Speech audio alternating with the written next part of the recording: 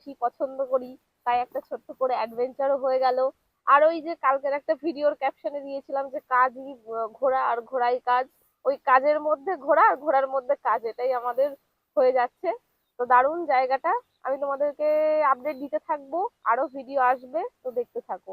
By. যেতে যেতে একটা গ্রামের মধ্যে ঢুকে পড়েছিলাম, আর এখানে দেখো বেশিরভাগ বাড়িগুলোই দেখছিলাম মাটির তৈরি, এবং মাটির তৈরির সঙ্গে সঙ্গে ভীষণ সুন্দর সুন্দর ডিজাইনও করা ছিল প্রত্যেকটা বাড়িতে। তার সঙ্গে সঙ্গে এখানে কিন্তু মাটির তৈরি দোতলা বাড়িও আমরা দেখেছি।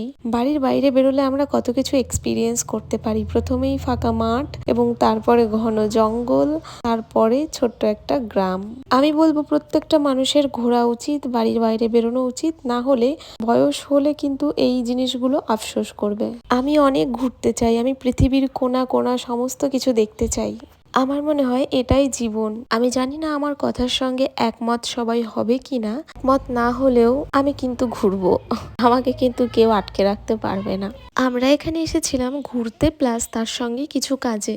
আমাদের আজকে কোনো ডেস্টিনেশন ছিল না বললেই চলে।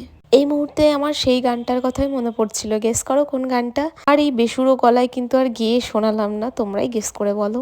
সারাদিন ঘোরাঘুরি করে অনেকটাই ক্লান্ত হয়ে পড়েছি। এখন আমরা বীরভূমের বোলপুরে একটা দোকানে দাঁড়িয়েছিলাম বিরিয়ানি খাওয়ার জন্য। খাওয়া দাওয়া সেরে চলে যাব সোজা বাড়ি। যারা এখনো আমার চ্যানেলটিকে সাবস্ক্রাইব করনি তারা করে নাও। দেখা হচ্ছে নেক্সট ভিডিওতে। বাই।